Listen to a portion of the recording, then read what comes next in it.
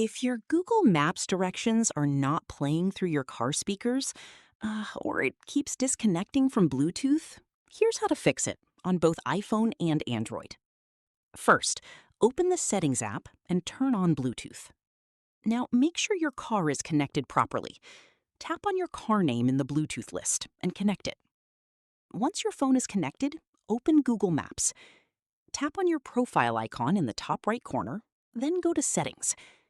Now tap on Navigation Settings. Scroll down to the Guidance Audio section. Make sure it is set to Unmute. After that, turn on Play Voice over Bluetooth. Also enable Play as Bluetooth Phone Call, because this helps force navigation audio through your car speakers. Once these settings are enabled, Google Maps should automatically play voice directions through your car audio system while driving. If it still doesn't work, just double check your car volume or make sure the media audio isn't muted. And that's how to fix Google Maps not playing navigation voice in your car on iPhone and Android.